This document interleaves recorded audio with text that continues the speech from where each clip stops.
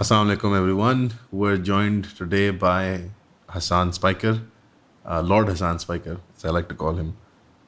He is a second generation Anglo American Muslim, which basically is a sophisticated way of saying he's a second generation white Muslim. And and he's been gracious enough to join us today for this podcast on the Eon channel. And his areas of expertise are in philosophy, theology, and he likes to talk about metaphysics. And if you'd like to know more about him, you can Google him. Hasan Spiker, how are you doing, sir? I'm very good, thank you. How are you? Lovely to meet you. Thank you, Jazakallah. So, we're a year into the Gaza genocide, Sheikh. You're very close to them physically in terms of proximity and as well as spiritually. How do you gauge the reaction from the Muslim world? Yani, do you feel the same kind of? It's a weird question to ask. It's a twofold question about how you feel about the reaction from the Muslim world, and do you think you feel the reaction the same way as a generational Muslim does, where they have an asabiya with their own Pakistan or India or an African or an Arab Muslim? Do you think your feelings are the same as well? It's a weird question, I know, but do you understand what I'm asking you? I do. I think so. I mean, I'm a second generation Muslim, as you know. My parents converted in the 1970s. Nice. I've never known anything but Islam, and I grew up in a very, very committed religious household, very spiritual household. Nice. Where Islam was the absolute focus and the ultimate identity. And you have to realize that I'm coming out of a cultural movement that takes place in the West during the 1960s, the countercultural movement, where there's this breakdown of Christian values, Christian commitment, even Christian identity. So even in my parents' generation, my grandparents' generation, there was a real loss of intelligibility about the whole idea that we're somehow supposed to be Christian in some very fundamental sense. It had been overtaken by an identification instead with ideological modernity, modernism. And so for me, I never grew up with anything other than Islam. I don't want to be a bit kind of naughty and say that I probably feel it in a more direct way than most generational Muslims, because that's certainly how I feel a lot of the time, because I do think a lot of that asabiya is bound up with nationalism, which of course is a Western import. But I don't, my whole landscape growing up was simply Islam, and it was Islam as the answer to everything, the answer to all of the world's problems, and as a transformational path as well. So sorry for a fairly kind of zigzagging answer, but I mean, what I would say ultimately is I've never felt like a Westerner or felt that I identify with Britain at all. I mean, I've actually had to read books to work out how to speak to English people. No, you speak to them just fine. No, but I think it's a very appropriate, and it's not naughty in the least bit. I think it's very appropriate for you to wear your beliefs on your sleeve like that, because I think it's a very honest assessment of where you're coming from generationally. The New Age movement of the 90s and 60s and 70s, a post-Christian consciousness, it's awakening in the West, and they have to figure, it could have been worse for you, by the way. It's the roll of the dice. You could have been wearing orange and purple and doing yoga poses. Yeah, I was lucky they went to Morocco and they didn't go to India. Yeah, that would have been awful. I agree with you. I mean, the food, it would have been a nightmare. The food would have been just as good, if not better. Nay, I suspect Morocco is a solid comparator. Morocco has amazing food, but my number one cuisine is South Asian. What's the political way to say it? South Asian? Yeah, okay, South Asian. Really? Yeah. Is that, are you? Yeah. Oh, all right. Then, well, you're welcome to partake when you can come, inshallah. Well, I'm very excited. That's what I'm most excited about, alongside the company and everything.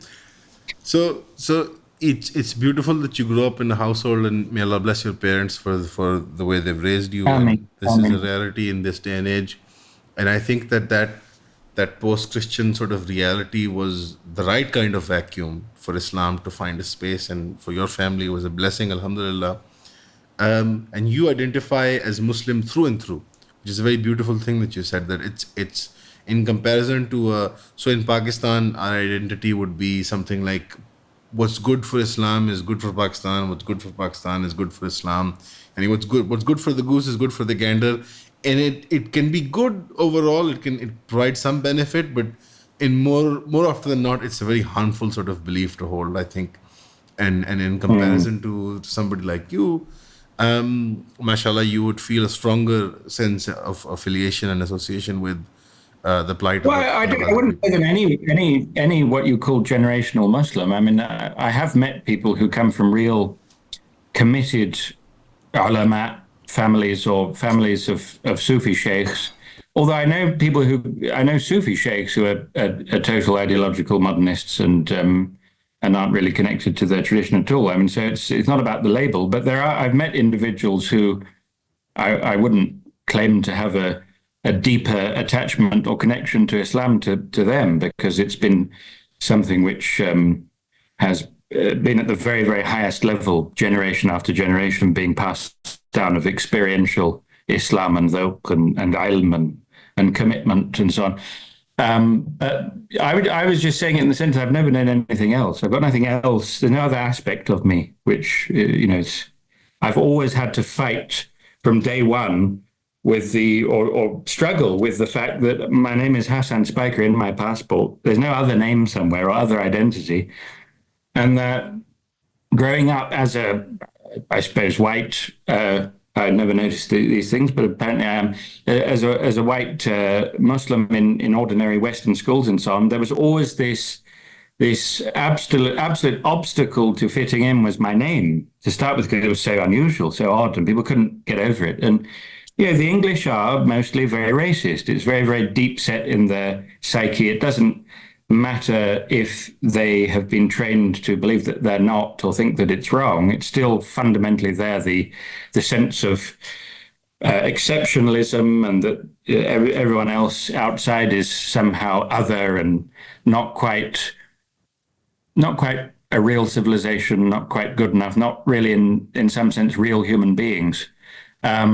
And so I was called a white Paki. Paki is a term of abuse for, they didn't know where to fit me in, where to place me. It wasn't like an identity that I was at any point able to just put on a shelf and, let's get on with,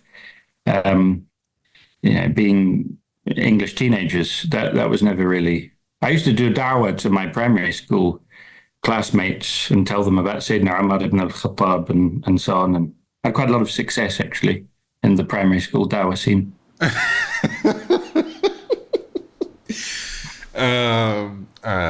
I suspect a lot of it's transferred over to a speaker's corner now. A lot of those young men and women and those energies. Yeah. I'm glad you had a bit of success in primary school dawah scene. That was pretty good. So it's a very beautiful way to put it, that you never felt that your identity was British, and you getting along as regular British teenagers, and the inherent racism of the whites. Now, this is not something I have experienced personally. I've met whites all the time, and I can sniff it on them, but I suspect that that's more political from my side as opposed to something real and tangible, which I can say. But again, I mean, you've lived amongst them, you've grown up with them, and it's your quote unquote culture. So maybe this is true. I don't know. For me, I don't know if I'm convinced, but Well, racism is not a very nuanced word. What I should say is cultural and civilizational exceptionalism. It's not actually. sahi. It's not so much to do with race. That was just a bit of a lazy way of expressing it. What I really mean is that their idea of the one neutral, universal, scientific, liberal civilization has in their minds exclusive rights to be human civilization, to be the civilization that's appropriate to human nature. Everything else is either backward or barbaric or both, probably. And that's just part and parcel of this, I think, rather naive conception of the neutrality of modernity. And so that can very much equally be shared by people from other civilizational backgrounds. You know, there are people from South Asia who can share that civilizational exclusivism. Someone like, let's say, Naipaul, the writer V.S. Naipaul, you know, believed that Western civilization was the universal civilization, despite being a Hindu nationalist. There's a famous writer, economist in India called Gurcharan Das, who has written about the idea that we need to get over this idea that modernity is somehow Western and just embrace it because it's the property of all rational, civilized human beings around the world. Oh, right. Yeah, we have those. Yeah. We have those in Pakistan. Yeah. So it's very spread everywhere. It's not universal to a race anymore. This is sort of an all-encompassing umbrella now where people accept modernity as the default. Yeah, I think it's different about people who are from a so-called native English background. I know that is very offensive to a lot of people. I'm not quite sure why, but it is apparently. But some people from that background, I think, inherit not just this sense of the universal neutrality of modernity, but also they have a kind of residue from the British Empire about British exceptionalism, and that it is, in some sense, the most perfect incarnation of modernity. It's the birthplace of democracy. It's the kind of philosophical cradle of modern civilization, and that, you know, we went around the world basically spreading a civilization to everyone else.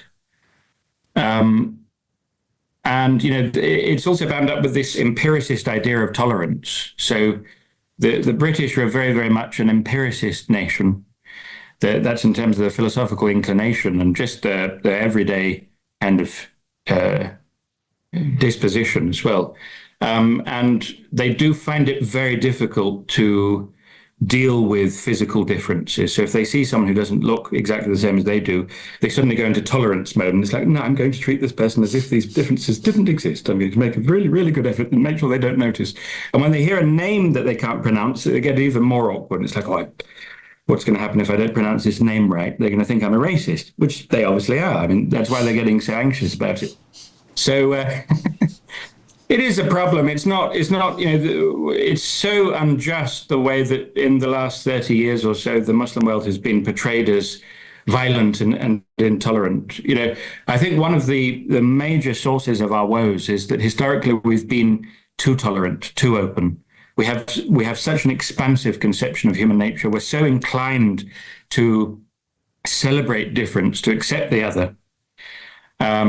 And, you know, I grew up, as I said, in a very, very committed, very practicing household. We would have weekly dhikrs in our house because my father is and was at the time particularly in a different Sufi order, a representative of a Sufi order. So he was authorized to have these weekly gatherings. And we'd have, you know, sometimes 70, 80 people coming over to do dhikr in our house, to the great dismay of our neighbors, actually, our English neighbors, and because they thought it was just incredibly weird, all these people turning up in the middle of the night and then all the strange hadra noises.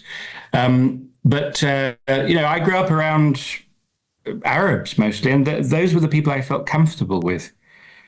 They're the ones who are tolerant. They're the ones who accept the other. They don't even notice that the other is the other, actually, most of the time. That I really did grow up with an Islam that was, when it came to Islam, you didn't notice any difference. You weren't aware of any difference. I mean, I know a lot of people, I don't want to be placed because of just saying that English people are inherently racist, which is obviously not true because I'm English and I'm not racist. But I don't want to be put into the camp of people who are saying that, oh, English, you know, white people are always racist. You're one of the good ones. Don't worry. You're one of the good ones. Don't worry. No, I do understand. I'm just saying it's a consequence of the way history has turned out. that the vast accumulation of resources and this absolute dominance that the British Empire had has left a lasting effect on the minds of the British public, especially, I suspect, the native English people, as being seen as seeing themselves as the progenitors of this system, as being somehow superior to other human beings. And I think it's very deep set. I think it's very deep in their psyche. They're not usually sophisticated enough to be aware of it. But one thing they do say about, for example, the contrast between America and Britain, or England, as we call it, is that you can never ever become an English person if you're foreign. As far as the English are concerned, but you can become an American. You may as well give up. They're never going to be accepted. No. Right, ever. But in America, you can, because it's a society of immigrants, and as long as you make it economically and you uphold American values in a sufficiently wide-eyed demeanor, then khalas, there's no problem. You can be genuinely American. And you could eat all the chocolate. You could eat all the chocolate digestives and tea, but you wouldn't become English. I suspect. Although I do suspect you would have a good time. Yeah, the wonders and delights of Tetley's tea and digestives are considerable, but it does kind of get old. Really? Have you gotten over your English? Yani, did you ever have any of those? Yani, I've had the fish and chips. They were great. I really did like them. It's highly overrated, fish and chips. The best food in England is definitely South Asian, but I'll tell you what is fantastic and unequaled anywhere in the world is Highland shortbread. Yes. Shortbread biscuits. Shortbread biscuits are genuinely unparalleled. We are in agreement. Yeah. We are in agreement. Better than gulab jamun. Gulab jamun are a nightmare, and we should all give up on gulab jamun. I think, especially the ones in the UK, they're horrible. By the way, just a secret. By the way, horrible. Indian food in the UK is all orange for some reason. I don't know why it's all orange. You can come to Pakistan yourself, and if you find me one orange, they say it's not really, you find a single orange gravy. They say it's Bangladeshi. It's all Bangladeshi food, and it all has the same base. Apparently, I don't know if that's true. It might be a prejudice, but a disgruntled Indian person told me that in England. You will not find any orange gravies. Gulab jamun is you have to find the right one. It's not with this. It can be very good. Pardon? Yeah, my favorite ras malai. Anyway, we're not supposed to be talking about more Indian food. We're supposed to be talking about Gaza, I think. Gaza. I'm very sorry. It was very insensitive of me, but I mean, we were trying my to. Fault, yeah. It was mine. It was mine. As the host of this, whatever this is, I'm supposed to steer the conversation back on track. So, you're a white person, you established that you're inherently racist because of the British Empire. You know, your parents tried to make you good Sufi, but you just never worked. You were with the racist neighbors the whole while. You hated the zikr. And I'm glad that's what you understood. I'm glad we've established all of these things. Anyways, so given your identity, and you can't maybe associate with a particular country and say, I expected more from Egypt or Saudi or such and such, as opposed to a Muslim growing up there or a generational Muslim in one of those countries. Do you see Do you see Islam in the Ummah as a whole? Is it a disappointment with the whole? Is it a disappointment with the part? What do you make of the reaction, and what would you have liked to have seen? It's almost a year now. I'm not disappointed at all. As they say, it's a French phrase, actually, though I don't know it in French, mercifully for you. But it's that to understand is to forgive.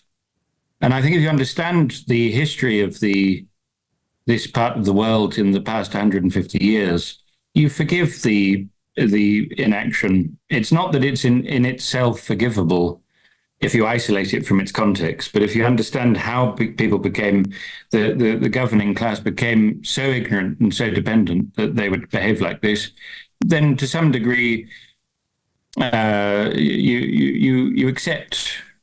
I think maybe acceptance in this context is better than forgiveness, but you accept that this is a historical inevitability. There's not really anything else that they really can do at the moment. Those particular individuals, those particularly charged with overseeing the Middle East politically at this time are incapable of behaving differently. So, I think the big problem that we're facing today is that the language of liberation is being used. You see this all over the place. The language of liberation is being used to entrench Western cultural and philosophical dominance. And as long as we continue to depict liberation as being given our rights by the international community because we're a part of the international community and we're all under international law, and why aren't they giving us our rights? We just need to adjust this and get rid of this structural inequality and everything will be fine. We'll take our rightful place. This is the whole problem with the discourse, right? That's October 7th and the aftermath really are a turning point. I think that it's the most important political turning point, the most important turning point for the Muslim Ummah for many, many, many decades. And I think that very arguably since, let's say, the fall of the Ottoman polity and the end of the Khilafah. I do think that it's the beginnings of a transformation that is that significant. But I think we're still in the very painful process of transformation. It's not going to be easy. Let's face it, it's a very painful time to be alive in so many different ways. But I think it's also a very hopeful time to be alive. So it's not a counsel of despair.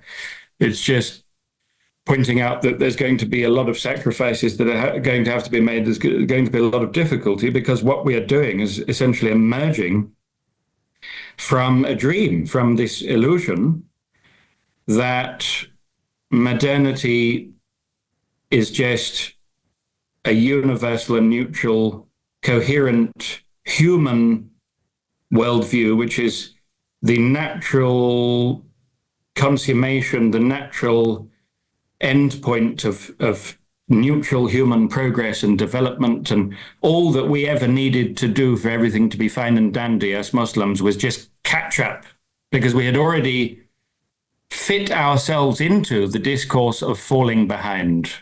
All of our woes are because we fell behind, we didn't develop, we didn't keep up, we didn't progress.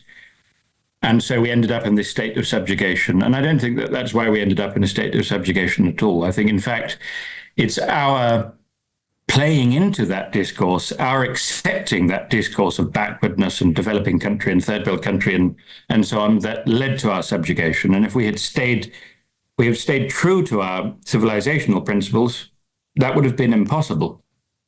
And so that comes down to, what Sheikh Mustafa Sabri, the last Ottoman Sheikh al-Islam, effectively, he's not actually the last, but he's basically the last real one, said that, our situation can be explained in one sentence. We mistook, as an ummah, a martial victory for an intellectual victory. Okay.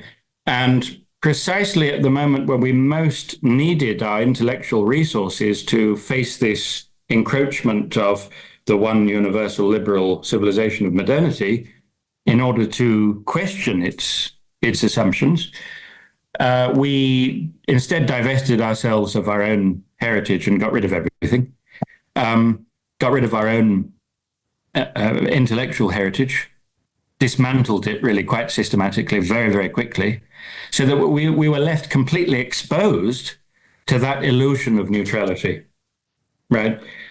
Now, one of the factors that makes what's happening right now such a serious transformation is that the West itself is at an unprecedented, has arrived at an unprecedented cultural and intellectual impasse where it doesn't know where to go.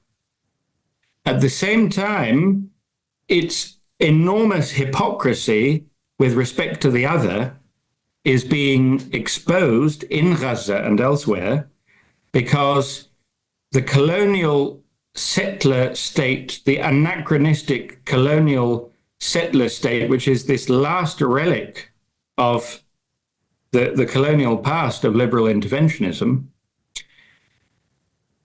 does not have to abide by the putative rules of international law. And the thing is, this hypocrisy, this brazen hypocrisy now, because they're not even bothering to hide it. In the 90s, they would have hid it. Even in the beginning of the 2000s, they would go to great lengths to hide it. They can't be bothered to hide it now. This is linked to their own civilizational impasse, right? Because they don't know how to ground what they're doing anymore to justify it morally. There's no moral argument for what amounts to liberal interventionism anymore.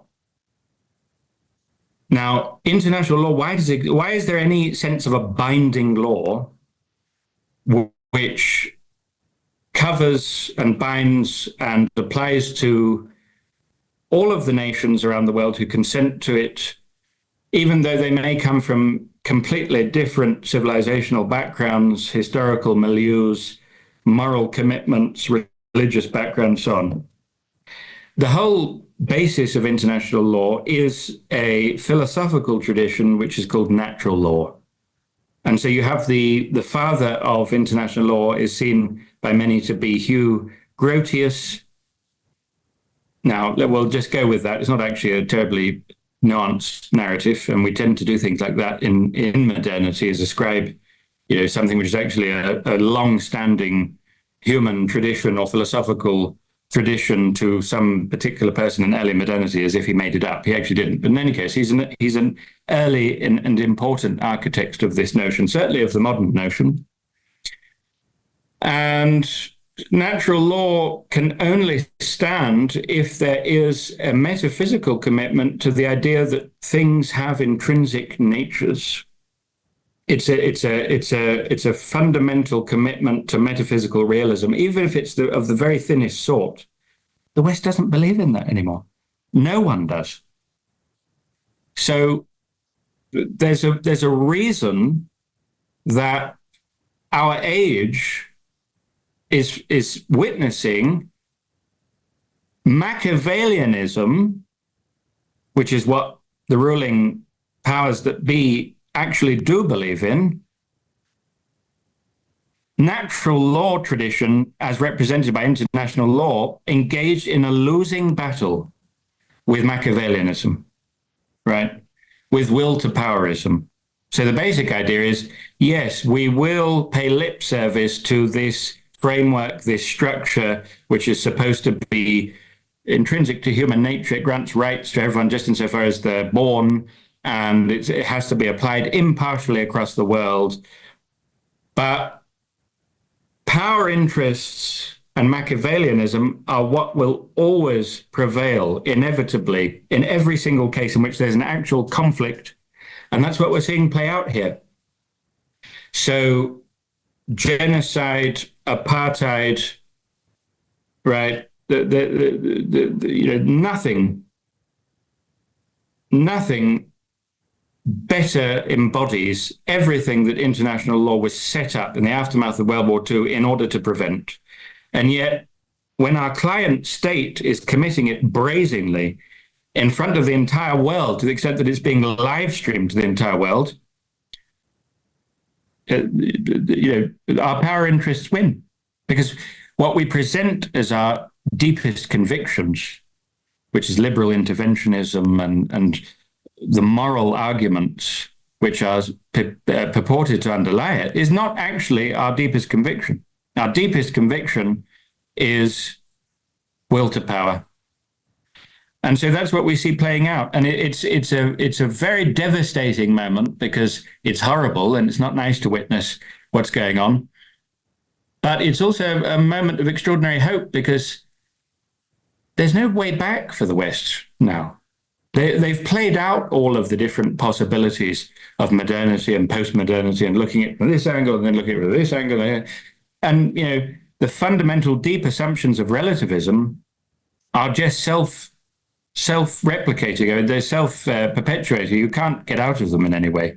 There's no way that they can go back. And you see, please shut me up at any point, by the way, because I've noticed you're not saying anything.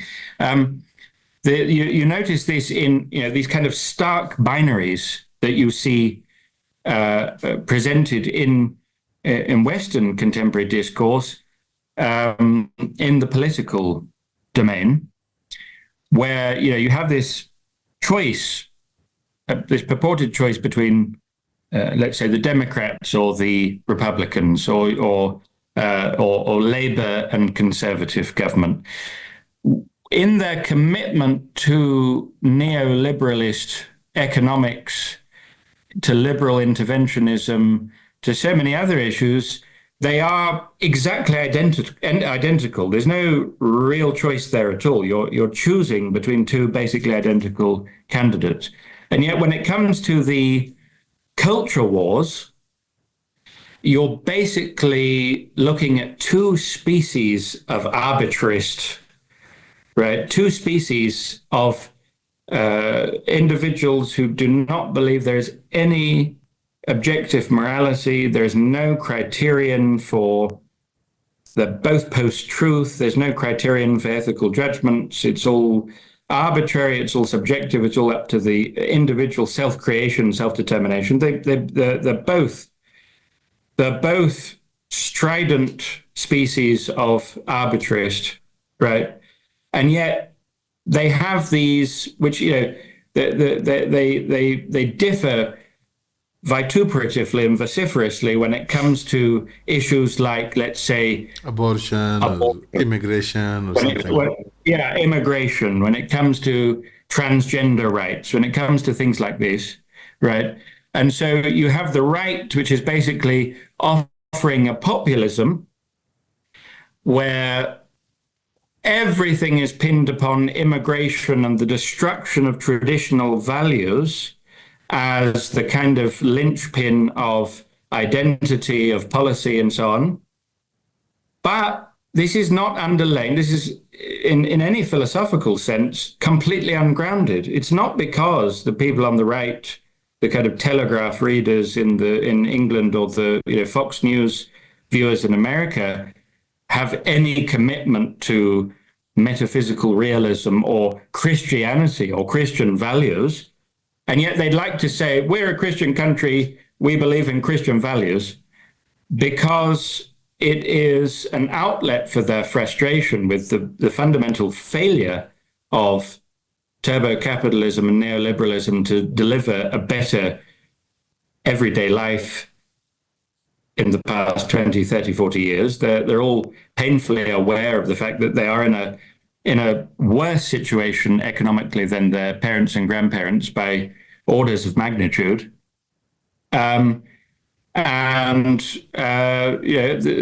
Simultaneously to sensing a despair at their lack of conviction in any domain of human life, religious, moral, anything else you like, intellectual. They simultaneously see this encroachment of immigrants from other, who are shaping the face, who are changing the face of everyday life in American and European towns and cities, who they envy because they seem to have be preserving family values. They seem to possess deep convictions. They seem to be. The debate is always about birth rates. It's always about their reproductive capabilities and how well organized they are. It's all about their reproductive capability. Yeah, and they're frightened of it, and there's a sense of envy at the same time, and so there's this kind of desperate attempt to reconstruct this performative commitment to Christian values and British values, and all the while, the same people purporting to be so committed are fully espousing all of the philosophical assumptions which negate any such commitment. So, I was very it's this shocked kind of to see, secular. by the way, that there are conservative transsexuals and conservative homosexuals in America, and It's Douglas Murray, who's the biggest this guy anti-Islam. who's a Yeah, homosexual and he's a conservative, he's he's a gay anti-immigration. atheist. He's an active homosexual It's and a insane. atheist who's calling for a return to traditional Christian values. So, I mean, I think that sums it up very eloquently, really, just that fact. So it's just so turbo capitalism has led to this. It's just commercialism, and it's an appeal to authority and power. That's it. That's the only game we can play. Is the Machiavellian game of when to show power and when to act more. When to act that you're obeying the moral standards of the time or whatever. Is the postmodernist critique of liberal thought, of modernity, the way forward? Because you see a lot of Muslim intellectuals going that way as well, of just going full send with postmodernity and critically analyzing the past with this lens. You know what I'm talking about? This huge trend amongst the Muslim intellectual class to fully. Do you think that's the way forward then?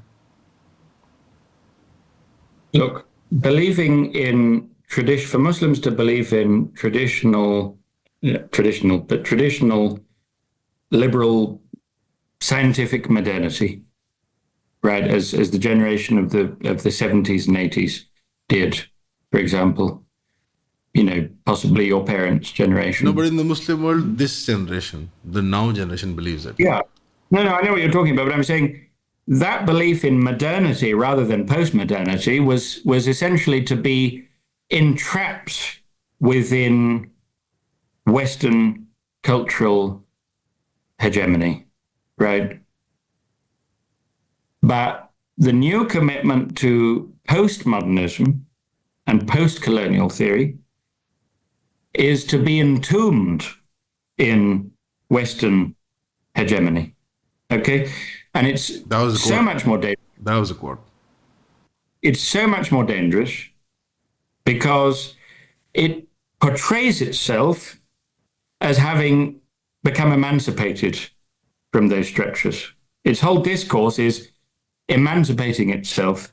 Now, how on earth are you supposed to emancipate yourself from Western epistemological structures if you're relying thereby or therein on postmodernism, which is the most idiosyncratically Western epistemological structure that you can even conceive of, right? So this is the extraordinary kind of irony of our situation when it comes to self-assertion and freeing ourselves from that kind of subordination, but doing so in terms of the language and the conceptual frameworks of an utterly degraded, relativistic, nominalist, subjectivist philosophy, which could never have emerged except in the post-Christian West. It could never have emerged except in the post-Christian West. Except for modernity. Yeah, exactly. So, I think that whole, although there are very interesting insights in that whole area, I think that there are much greater dangers. I mean, what it basically amounts to is, yes, they are right.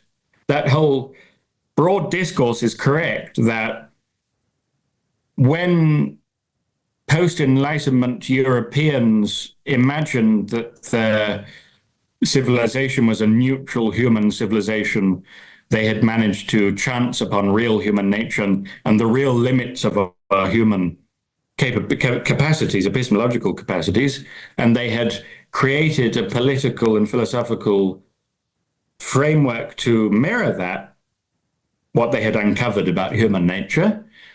They were mistaken to think that this could be imposed upon the rest of the world. That's true. That's the first premise is true. But their conclusion that they jumped to is absolutely false, which is that there cannot even in principle be a universal civilization which is intrinsic to human nature, right? Because that was it. That's Islam. That civilization was Islam. Now, I don't like the word civilization. I know it's very problematic, and all of this language is not perfect. But yani, if we try to focus in on, you should remind the audience that it's a podcast on Zoom that they're not paying for, so yani, it's fine. They'll be fine. You're not paying me? No, unfortunately, no. You're kidding. So yeah, this is the situation when it comes to post-colonialism. It's a dangerous. This is where we are. As a South Asian Muslim in Pakistan, witnessing what the young people are like. Let's say we're at the cusp of modernity and post-modernity amongst the trends of the youth, in the way they view the world. You have in the lower classes, you have more of that wonderment with modernity and the wonders of the industrial West and in some of the more educated, more privileged youth, you have the postmodern sort of critique of post-colonial blah blah blah. The one option for the religious young man, or for the way our society can go, is the sort of what I think is the materialist Wahhabi analysis, or Wahhabi materialism, which is very popular in South Asia nowadays. I don't know about the rest of the Muslim world. And the other one would be a return to traditionalism. But that return to traditionalism, shouldn't it be some kind of neo-traditionalism? Something that's, it needs a bit of a rebranding, a repackaging. What does the way forward look like is what I'm asking you, by putting the options on the table. Like, these are the 4 options we're told. We have the types who talk about how we got lagged behind and we need to, when we were building the Taj Mahal. This is a common, by the way, joke that's a trope that exists. When we were building the Taj Mahal, they were building Cambridge and Oxford and the like. And it would beg the question, how were you able to build the Taj Mahal without an Oxford or Cambridge? But those are the types who are with the modernity. The post-modernity types are Marxists and leftists and think that we should be secular societies who organize along economic and social lines. And we have them amongst the religious thinkers as well. And then we have the straight up Salafi, modernist, materialist types. And then you have these traditionalist types who don't engage with any politics, and especially the Sufis and the Mashayikh who don't engage with the politics of the time. What is the way forward? I noticed that you put me when you said traditionalist types. You're like, we have these traditionalist types. Us. We have the traditionalists. Sorry, I'm sorry. Yeah. No. Look, الطرق إلى الله بعدد أنفاس الخلائق. The ways to Allah are as many as the breaths of creatures. It's not. I don't want to give an idealistic answer or prescription, because it's going to inevitably be naive and silly. What's taken place and the extraordinary challenges that are posed by our post-colonial situations and circumstances are not just suddenly going to go away because what you might brand a neo-traditionalist has said that modernity is bad, I don't blame those who get kind of frustrated by that kind of silliness and naivety and really lack of sensitivity to people's real everyday challenges. But I think there are many different aspects. One is the receding of the West. Although post-colonialism and that whole discourse is dangerous, it's not without value. I think the sense of national awakening that you have in various countries that used to exist under colonialism can have very healthy aspects, and those are things that we can work with. It can also have very degraded kind of features, like this kind of muta'assib fanatical nationalism, for example, that you see in various places. You see it obviously in India, you see it in Turkey, and it's extremely harmful. And, in the case of Turkey, it's so bound up in people's imaginations with Islam that they mistake it for Islam a lot of the time. And that's very, very dangerous. But, There is that I strain think in Pakistan as well, by the way. The sort I don't know because I'm yet to visit. I'm told that that's the case. We'll show you. It's great. You'll have fun. Yeah. Yeah, I'm looking forward to it. Anyway, so, this is, there are, I think, interesting aspects of genuine revival which are taking place. I mean, there's let's say in what you might kind of dismissively call neo-traditional circles, there is a revival of traditional learning, of a reawakening to the importance and the precious nature of the traditional Islamic sciences, for example, a recognition that, after the Indian Mutiny, after the reforms of Muhammad Abduh and al-Azhar, after the fall of the Caliphate, and in fact it was about 1911 that it started, about 10 years before, you had a systematic dismantling of traditional knowledge structures. So a lot of those people who are, the reformist type, the kind of we fell behind, what were we doing, all of those dark centuries when they were, engaging in scientific research and we were just reclining on our sofas smoking an nargila, their whole discourse fails to recognize that actually our knowledge structures continued up right until the very last moment, and then they were very suddenly dismantled at the same time as essentially third-rate secular Western education was imposed upon us and portrayed as neutral. So there are so many different aspects to it. What is the future going to look like? I think it's going to have a lot to do with, it's going to be shaped to a large extent by the conclusion of this pickle that the West has presently managed to get itself into in terms of its supporting this anachronistic settler colonial state in a genocide in the Middle East, the international outcry that this has provoked, and the way that it seems to have exposed the fundamental philosophical and moral bankruptcy and, frankly, the civilizational impasse of the West. This is something that is now fashionable to call the global South, is becoming increasingly cognizant of.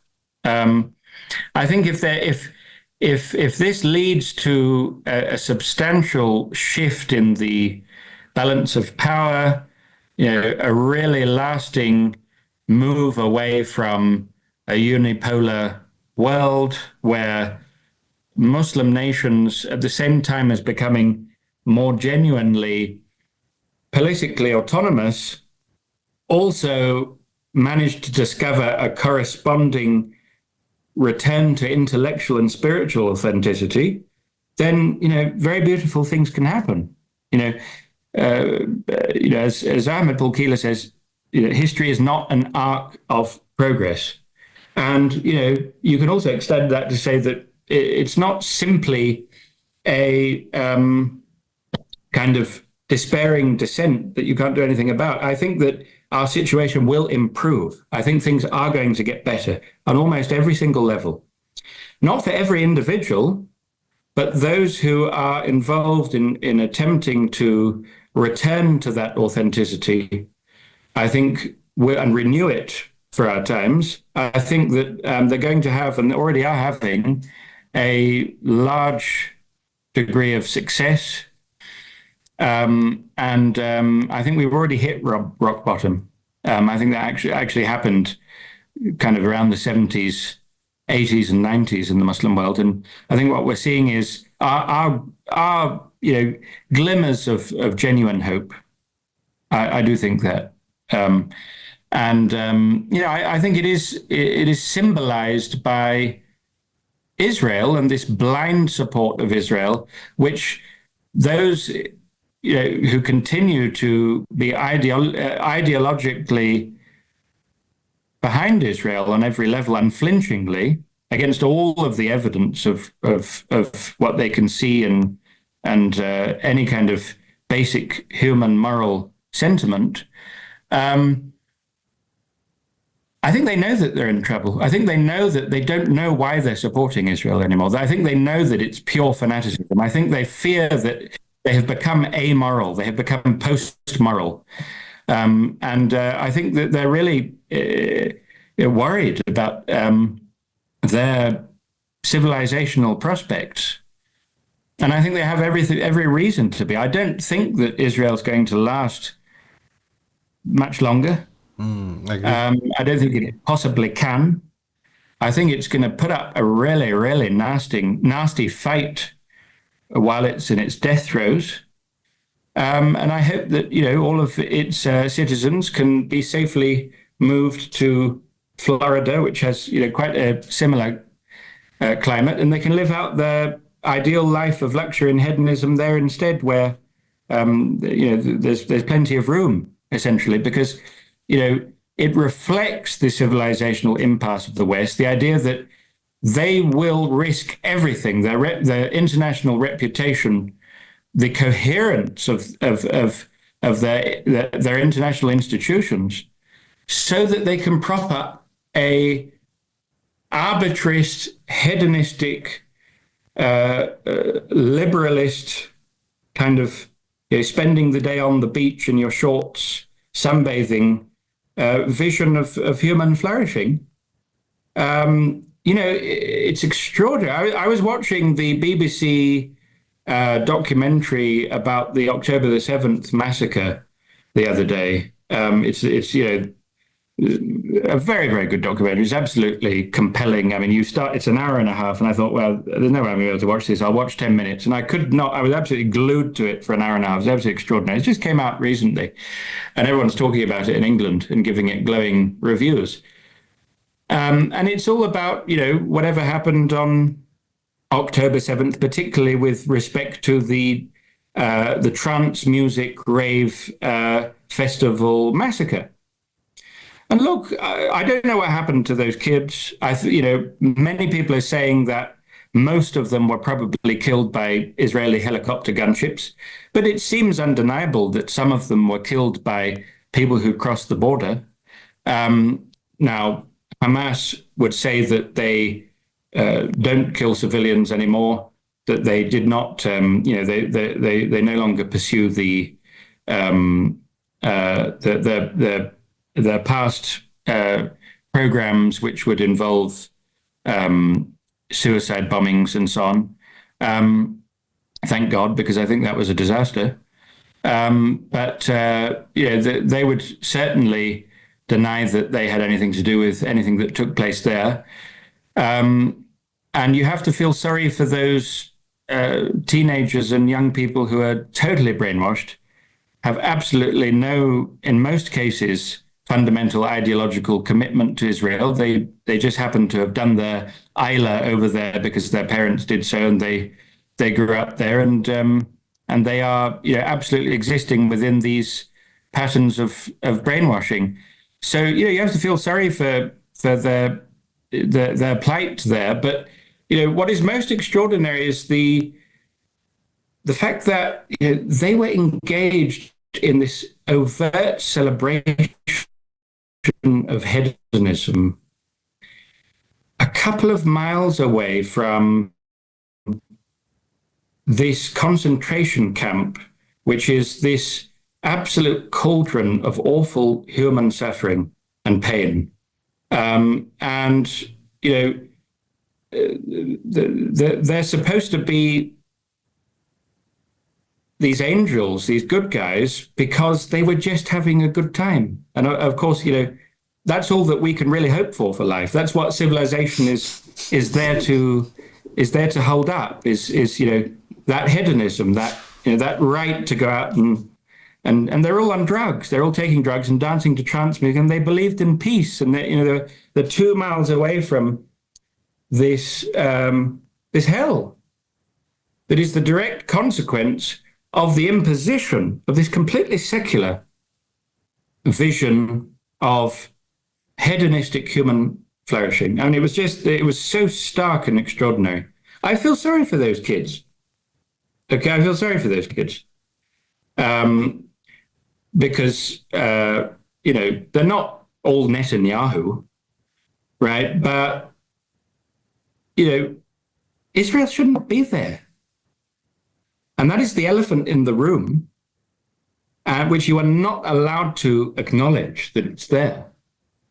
But the moment that you acknowledge the elephant in the room, the whole illusion disappears in a puff of smoke.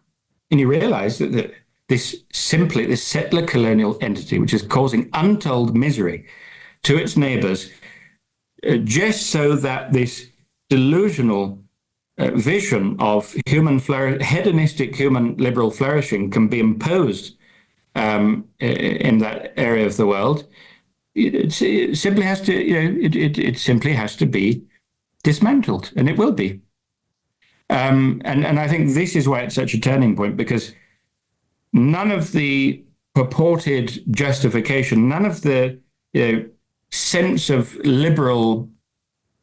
coherence in the previous liberal worldview can any longer be sustained. We've got to that point where no one knows why they're putting everything on the line to support this genocide anymore. And in their arrogance, they assume that it's just going to be business as usual. We just have to kind of bide our time, and then the West will be victorious. But I don't think that on this occasion that's going to happen. I think on this occasion, when you also put it next to what's taking place in Ukraine and Russian self-assertion, the fact that Russia is behind Iran and very much allied with China and so on, we are looking at a shifting of the tectonic plates, and we're looking at a transformational moment, I think, both in the political structures of the world and also in the Muslim consciousness. But again, it's going to be a struggle, and it's going to be a long time before the dust settles. And in the meantime, yeah. I think that was a really good, you painted a really good picture of just, that's the fundamental product of any modern liberal civilization, is the right to have a good time. It's this really messed up idea of that's what it is all about. In fact, the appeals to your sympathy in that documentary, and I've seen it, are basically, they were just kids having a good time, which is the essence of... I know, how could these barbarians, which is the quintessence of, I think, what we all would been trained to think and feel is, everybody has a right to have a good time and just, be there for peace or whatever. But things are going to change. It's quite obvious. Things are changing, and during the change, there is violence, there is chaos, there is loss of life. There are indignities, as you said. It's a cauldron of suffering and hell, and we're surrounded by it. But what about the Western Muslims? They're in a very precarious position. They've had a very awkward go at it post 9/11. I think the war on terror. They've already I think fumbled out of the gate, and they've had a weird experience of it, especially in America, I suspect. What are your experiences with Western Muslims, Western Muslim organizations, and what do you think? Where is all of this going? Like, the reaction has been very strange on the Gaza issue, especially. I think with Iraq and Afghanistan, it was different, and then there was a build-up, and it was about 20, 30 odd years of a dialectic between a more conservative and a more sort of modernist, reformist segment of Western Islam, and then them having a go at it. But this time around, it was very strange. What do you make of it? Where is all of this going? Are we in a war on terror phase 2, or is this going to be different? I think one of the reasons why many of the reactions that you've seen to the aftermath of October 7th and the genocide on the people of Gaza, and the probably hundreds of thousands of dead and the tens of thousands of murdered children, why the reactions have been disconcerting, disappointing, bewildering, I think is precisely because there has been this misreading of the situation as another post 9/11, another kind of early war on terror scenario, where our role is basically to be apologists for Islam to a basically good liberal West that is just genuinely wondering, what is Islam all about? Why are you so violent, and why all of this terrorism? We need to go on Sky News and go on Newsnight and say Islam is really a religion of peace. These people have, hijacked Islam. And so, look, the people who did this in the aftermath of 9/11, I think were heroic at the time. It was a very, very different environment. It was very, very difficult. We were just coming out of the heady 90s where, look, that whole end of history thesis, that whole sense that after the fall of the Soviet Union, things are really quite lovely and fine and dandy, and there's this really, warm sense of pluralism and all getting on together and not noticing differences. That really, you could be fooled in the 90s. I was around at the time. It was a comparatively wonderful time if you compare it to the decades since, and so, just to take the example of anti-Muslim populism and the anti-immigration frenzy that culminated quite recently in England with the riots, the type of discourse which is now acceptable everywhere especially the right-wing press and the right-wing media in the UK, just to take that example, because I know it best. It's past, as they say, the dinner table test. It's perfectly acceptable now to be a ordinary, middle-class, pension-hoarding, British person, and to be violently anti-Muslim, to believe that we're being invaded by Muslims, to believe that Muslims are inherently terroristic, that, they say we're Islamophobic. Yes, we are afraid of Islam, actually. Look at what it says. Look at it. That whole kind of anti-Islam discourse, which was developed by the Ayaan Hirsi Alis and the Robert Spencers and others of the world. The new atheist phenomenon. Yeah. I grew up with that. And the new atheist phenomenon, so on. Or the new. They're all cultural Christians now, aren't they? Even Ayaan Hirsi Ali's become a Christian, and Richard Dawkins a cultural Christian, and it's all very, as the internet children would say, it's all very fake and gay. It certainly is, and it's all very much linked up with a hatred of Islam. And so, what I'm saying is that what marks the fundamental difference between the 90s and what has followed is that the liberal democratic West was actually being rather nice to us. It was actually, to some extent, doing a little bit more than mere lip service when it came to pursuing multiculturalism and a kind of pluralistic vision of society. People really believed in it, and it was not acceptable to be explicitly, publicly, outwardly prejudicial and discriminatory towards Muslims. That came in the aftermath of 9/11. Okay.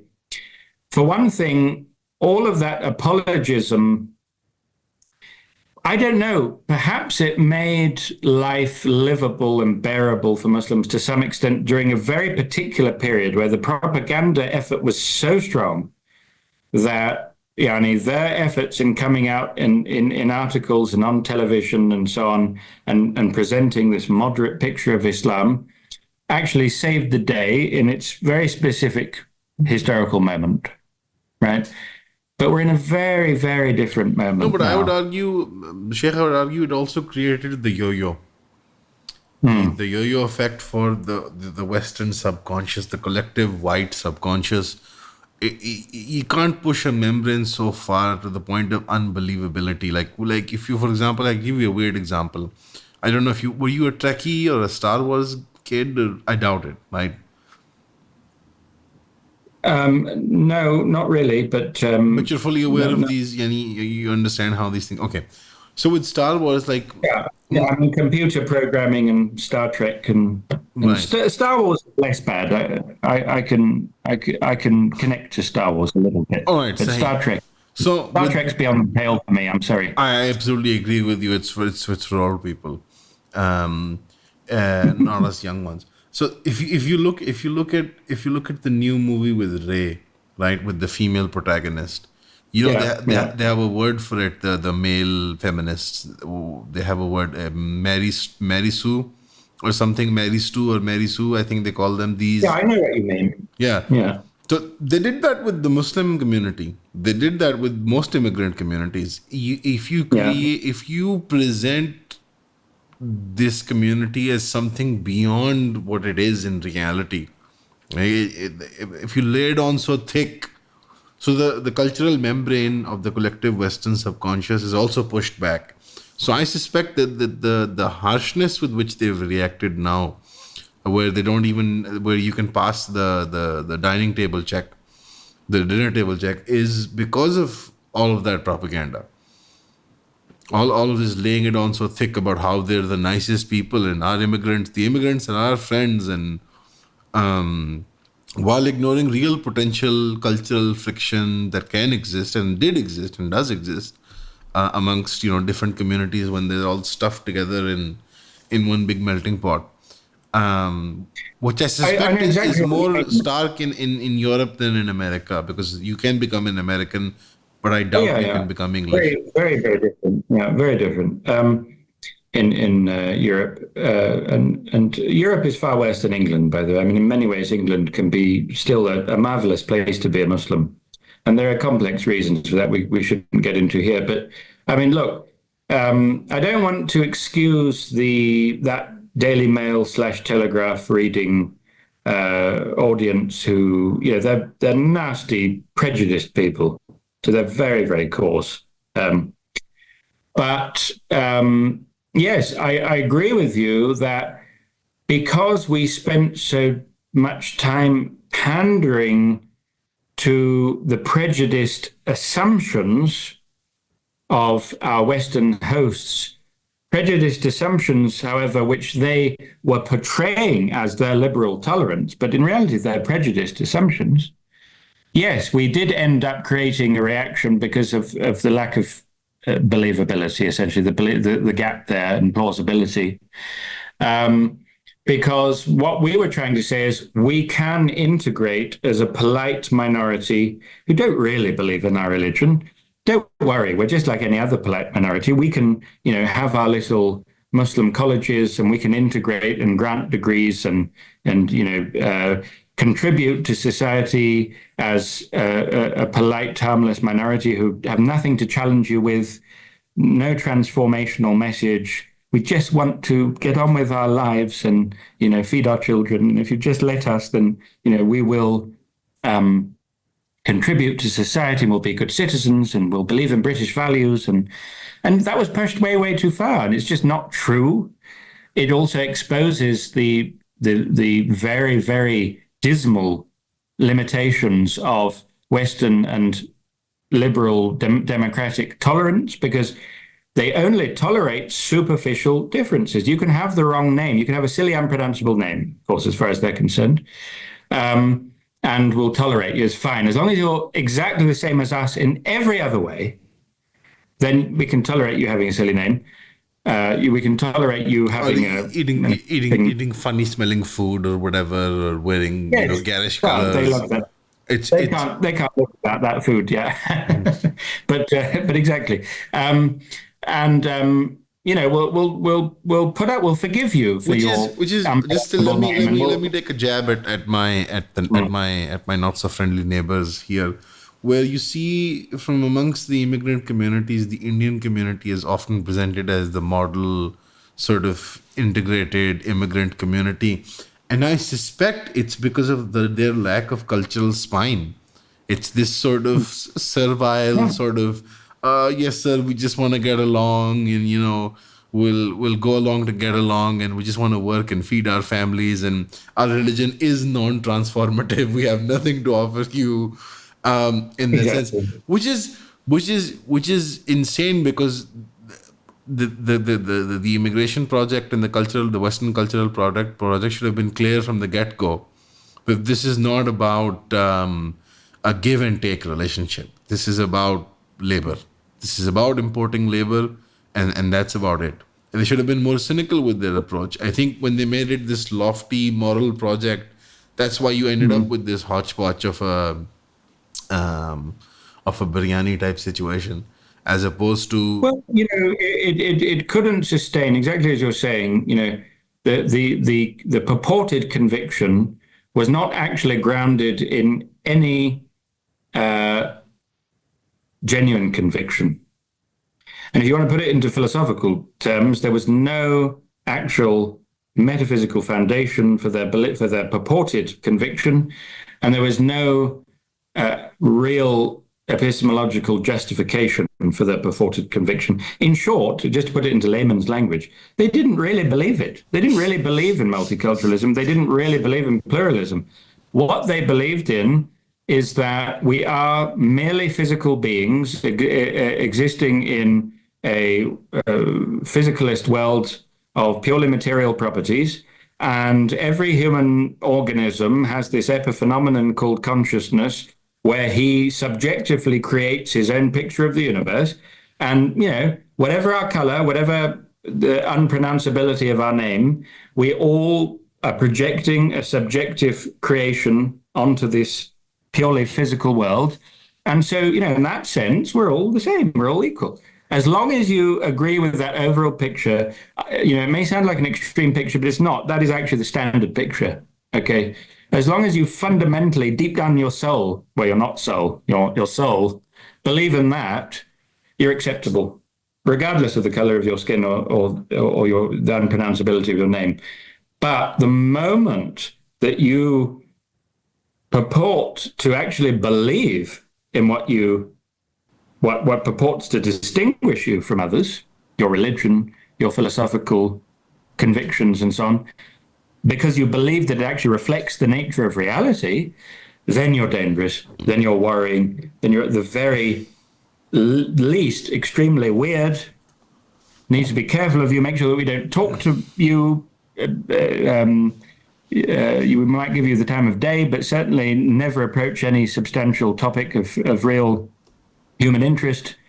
And those are very much the limits of tolerance. And it's on that level, which is half facetious. It's on the level of the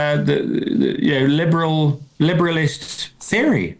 I mean, if you look at John Rawls and his doctrine of liberal interventionism, his idea that if people don't believe in liberal arbitrarism and neutrality, and they don't order their societies so that the rights which purportedly arise from believing the total flattening of metaphysical hierarchy and from blank slatism are not protected, we are absolutely entitled. It's our duty to intervene with force, by force, to intervene militarily to set them right so that they can be on the course to being genuinely enlightened modern liberals, at least at some point in the future, under our careful tutelage. So probably the most important liberal theorist of the 20th century, John Rawls, explicitly advocates for military intervention by force if people aren't towing the line when it comes to fundamental commitment to liberal arbitrarism. It's there. Did you explain this to your colleagues, to your former colleagues at Zaytuna College? Did they get with the program?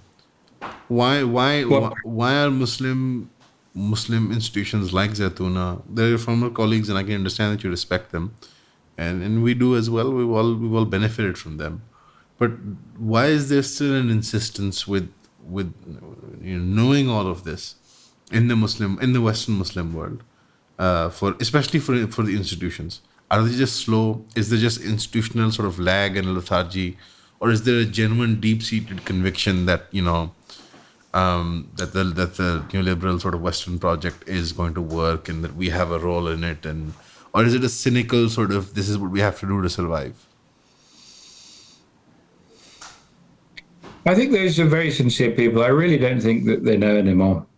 I think that they're in a situation where they don't know what to do and they don't know how to respond. I'm convinced that their hearts are in the right place, but I think that they're existing within a post 9/11 war on terror paradigm, and they haven't been able to move on and work out that actually we need to adapt to a very different situation now where we actually need to be far more assertive. And if we're not, we're going to be exposed to charges of promoting assimilationism, charges of quietism, which in the longer run, it's difficult not to, in some sense, sympathize with, because what is called for in this situation is a very, very different response. It's a much more assertive response. It's much more, we, with Islam, it's not our possession, but we've been transformed by its light. And this is the gift that we have to offer you, which will transform your cultures, will transform your societies, and has the potential to solve all of your problems. And that used to be the discourse that emanated much more from the leading lights of Western Islam. And that's why they were originally able to attract such a loyal following. And it's because the discourse has become increasingly assimilationist and quietist that, to a large extent, they've come under a lot of suspicion. I think coming out and saying a few, very, very clear sentences about the crimes of Israel, about the fundamentally bankrupt nature of the modern West and its political structures and in its intellectual impasse, would do a lot to clear the mist. I think that it's not I think casting aspersions is wrong. I think heckling is wrong. I think denying decades of service, imputing insincerity, all of these things are grave mistakes. But at the same time, I can't pretend not to be lacking in a certain degree of sympathy with those who are simply baffled by especially the response in the aftermath of October 7th. And I think it's basically comes down to a failure to correctly diagnose the nature of the transformation which is currently taking place.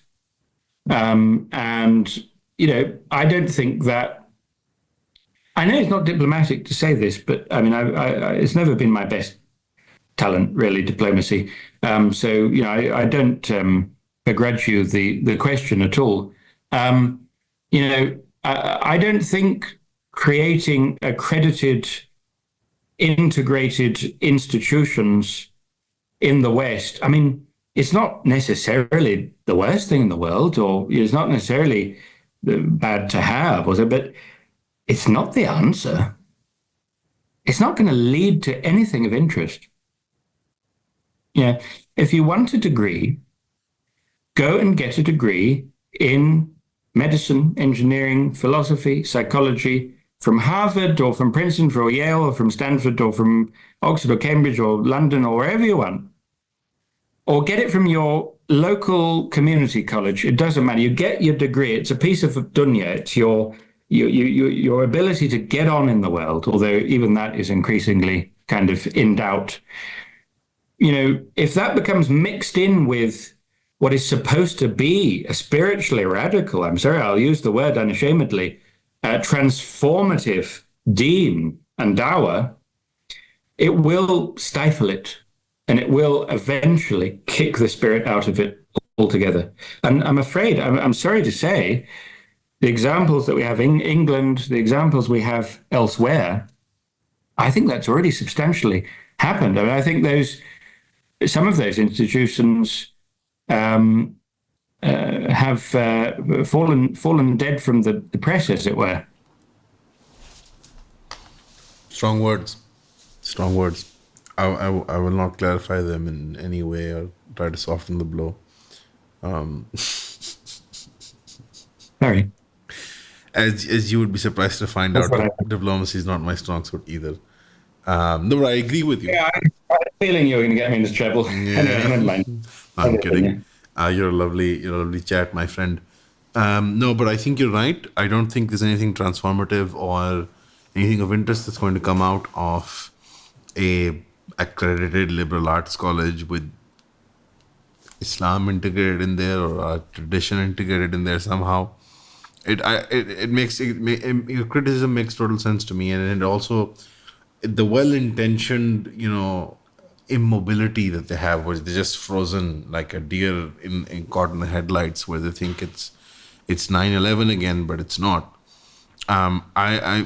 We've just experienced anyone, but if you're gonna put your life on the line to please someone, let it be the 2 billion Muslims. Me and Saad, the one that I showed you, my friend and colleague, we interviewed one of the big Sufi mashayikh in Lahore the other day, and we had a similar experience with him where he was totally out of touch, and it was just like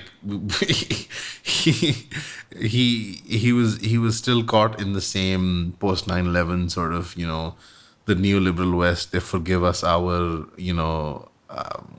peccadillos, our little sins. Don't challenge them too much, and look at what we've done. We've made a mess of Gaza, and I was like, "What?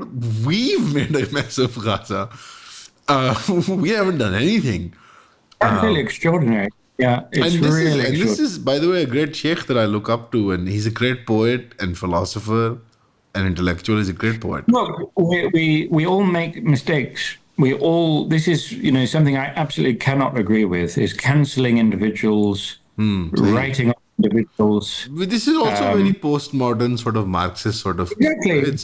It's also fake and gay, which a poor thing to reject. Yeah. And look, you do not deny the good, the khidmah, the service that these people have done. We've all benefited from it. Yes. And I don't think it's so far gone that they need to be rehabilitated. But let's say that was the case. They can be rehabilitated. It's not, we should not, cancel them. نشطبهم من الوجود يعني. It's not acceptable. There's no Islamic basis for that. We all make mistakes. If you do that, then I promise you, look forward to having the same thing happen to you a few years down the line, right? That's what usually happens when you, through lack of wisdom and maturity and compassion and human realization, you lay into others in totally dismissive and categorical judgment. It's a terrible error. Yes, I do agree that we shouldn't cancel people, and in honor of that, let's try to get you cancelled. This is a special request. There's a special request by the great Saad himself. He says he wants to ask you about your tweet, which you tweeted out on the 11th of August, 2024. I don't want to put a percentage on it, but I'm convinced that modernism, not Islam, is the religion of a large proportion of Arabs and Turks today. Islam is an observance, not their religion. Their actual religion of modernism wins every time, if it ever conflicts with Islam. Now I wouldn't disagree with you, because I've been to Dubai. I have, and I made the Hajj recently, so I fully agree with this. Have not seen Turkey, have not met the Turks yet, But from what I've seen online, I do agree. So I mean, if you're gonna get cancelled for this, I think we can get cancelled together. Do you stand by this statement, Sheikh? I don't mind being cancelled in Turkey. You know, my hatred of Turkish nationalism, I do believe, comes from my ghira for and love of the Ottoman world. Sahih. I think that the way that Turkish nationalism has become xenophobic, to the extent that it's very difficult for a lot of modern Turks to look at other Muslims as really human if they're not Turkish. And I've seen that and experienced it, and I think it's a horror. It's didn't awful. get a pass It's for being white. no, and that's laudable. You know, on the other, it has a good side. Everything has, there's good in everything. There's a good side to that, which is, whereas in the Arab world, it's very different. You would get a pass for being white in the Arab world. I get a pass in a way which I find absolutely reprehensible.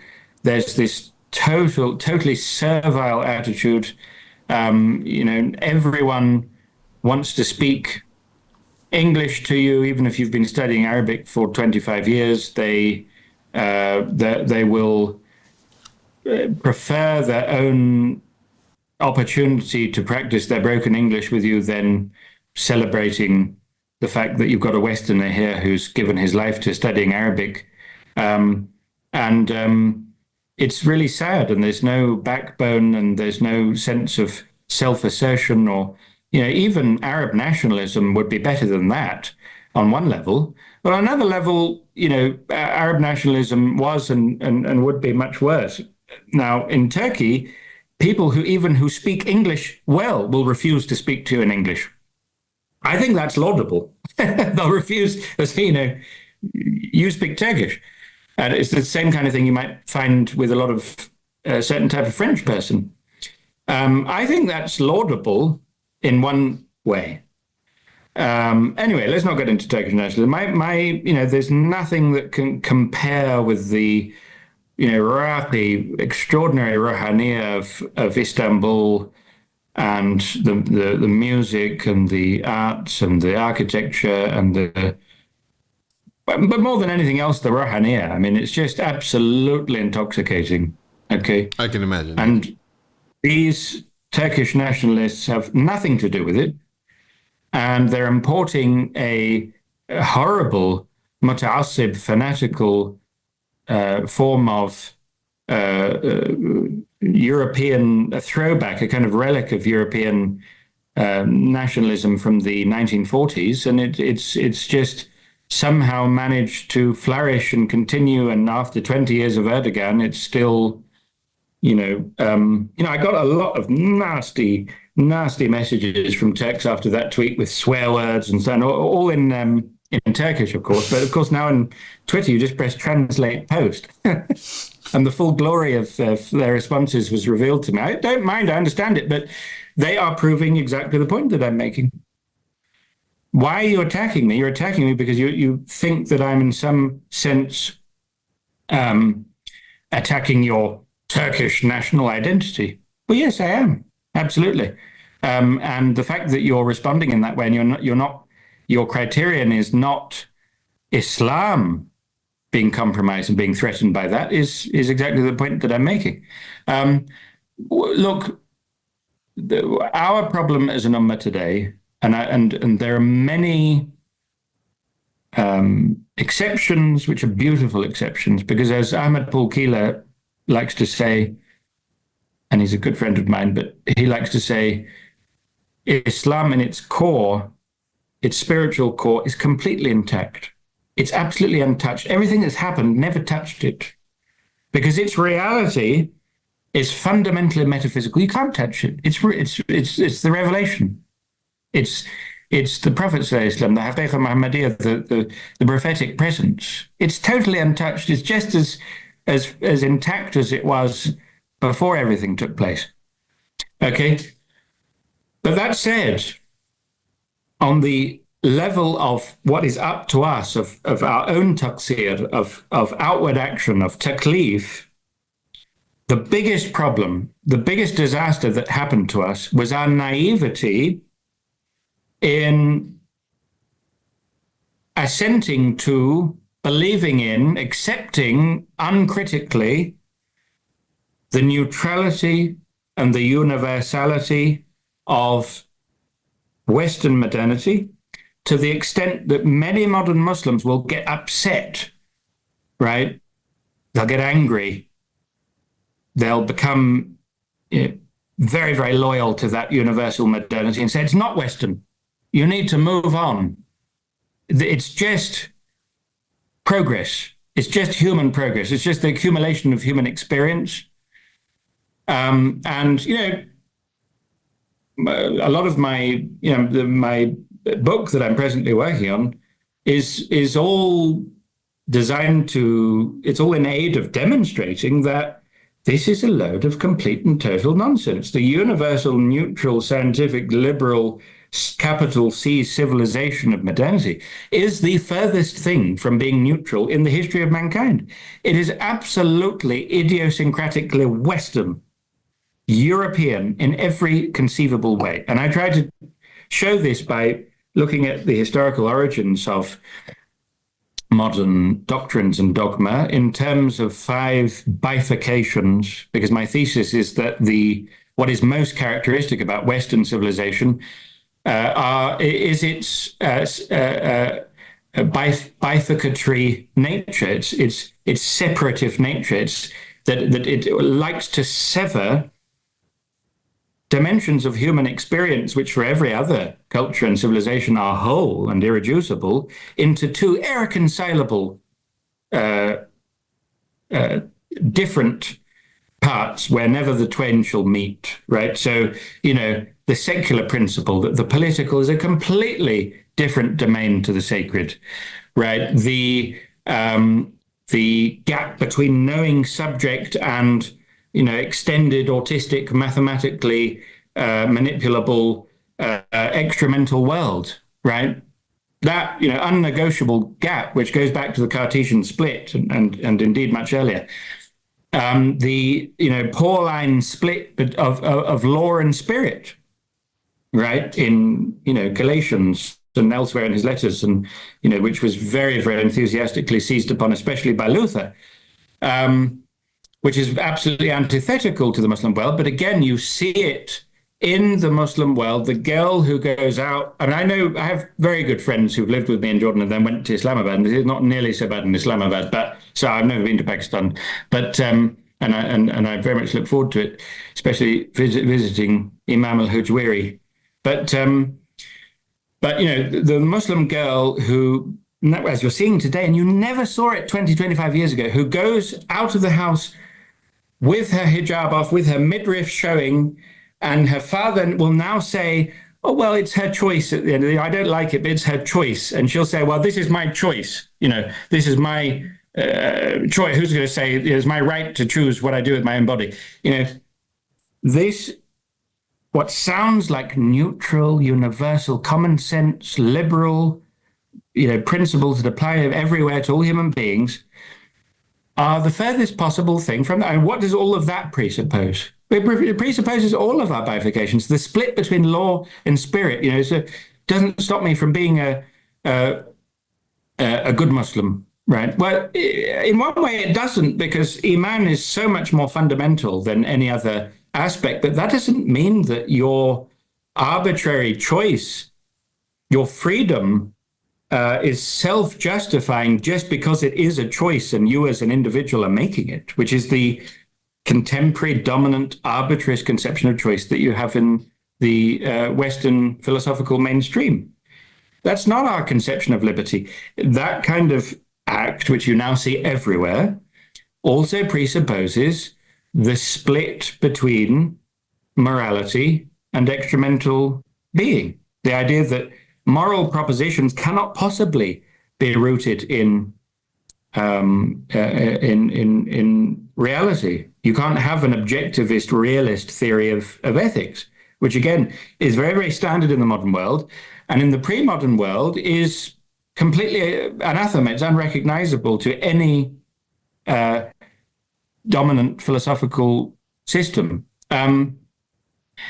And so, these splits are very idiosyncratically Western. They lead to the reshaping of the Muslim world, of everyday life in the Muslim world. And when anyone is called to justify the change, they'll say, oh, well, it's just neutral, universal, modern progress. And this is about progressing, and we don't want to fall further behind. What are you trying to do to us?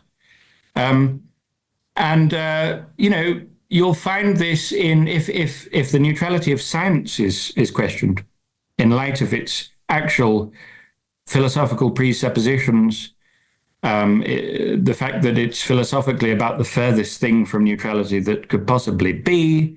When in the scientific revolution they decided to remove secondary qualities from nature, to remove final causes, which are purposes, from nature, to remove formal causes, which are essences, from nature, and treat only the quantitatively manipulable properties, i.e. what are called primary qualities, as the legitimate object of study of nature. How is that neutral? And if you read Brad Gregory and if you read Charles Taylor and so, this is part and parcel of the particular civilizational conditions in place in Europe in the aftermath of the Protestant Revolution. And it's a response to it. And yet it's now being superimposed onto the Muslim world. And we don't even need to actively enforce it anymore, because our victims are now the main proponents of this neutrality. They will get upset and defend to the death this neutrality of Western liberalism and scientism, because they're totally unaware of its philosophical genealogy and its philosophical presuppositions. Sometimes, by the way, disingenuously as well. Sometimes the defense is disingenuous as well. It's not always an innocent sort of. In a majority of cases, it's innocent sort of a lack of understanding of the lack of neutrality. Sometimes it's slightly disingenuous. It's used as a cudgel to browbeat the more conservative or traditionalist elements of our community. Look, that does happen. Look, I would respond to what they broadly say, at least a caricature of them, at the very least, and say, look, you're absolutely right. If you're saying to me, well, what do you want me to do? This is what exists. This is what's on offer. What's on offer is me studying engineering, is me studying modern physics. Look, we can't now we can't rewrite history. We can't take away everything that's taken place and has befallen the Muslim world. We have to do our best with what is before us.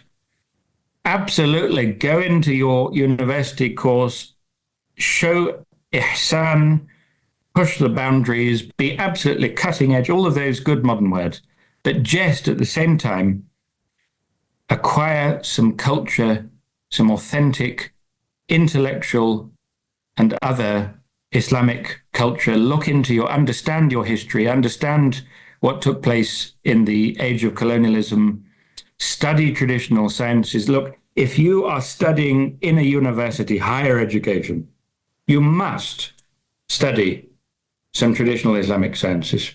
You must, right? It's an absolute, if you don't want to be completely brainwashed and cut off from your own heritage, you must simultaneously acquire some culture that allows you to, that empowers you as a Muslim in a Western-dominated world to start to work towards, to start to be part of a broader project which will eventually, radically ameliorate the situation. Okay, we all have a part to play in that, and we can all play a massive part. If everyone would just embark upon that road and try to look at what they are studying in the university with a little bit more of a critical eye, and without this naivety that, oh, this is just universal modern progress, then, step by step, shay'an for shay'an, little by little, we will get somewhere extraordinary. Because the amazing thing is, if this was all out in the open, this was all dominant, we would have a massive civilizational and cultural transformation very, very quickly. The major problem at the moment is ignorance. I think that pretty much summates the situation that we have on our hands. Thank you for your time, Sheikh, today. Is there anything you'd like to mention? Like people, if they want to reach out to you on Twitter, should they at you and then just whatever their native tongue is, they can swear at you and the like. What would you? Yeah, I've got Google Translate now embedded in Right. X, so any swear words in foreign language I will receive and be able to respond to. Would you I like? look forward to those. What about and if they would like to get their hands on your books, how would they go about doing that? Yeah. Well, I make my books available for free via PDF because I actually want people to read them. I mean, I do put them out for like a year, not in PDF, so that people can buy them. I have found that a lot of people in Pakistan complain that they can't buy them. So you're welcome to the PDF. My next book will be, in a paperback version for about 6 to 9 months, and then it will be available in a free PDF. But you can find that if you just do a Google search. There's the Things as They Are book, which is on objective. We'll link your PDFs to your book, the PDFs to your books, in the thing down below, inshallah. I would highly recommend the audience to go give Hasan Spiker a Google and a read, and also if you feel like it, you can swear at him on Twitter. He's a decent punching bag, and I would like to say he's a new friend of mine. Allah bless you. Amen. Lovely to meet you. The feeling is mutual. Jazakallah. Take care. Jazakallah, Sheikh. Thank you, sir. I'm going to stop the recording now.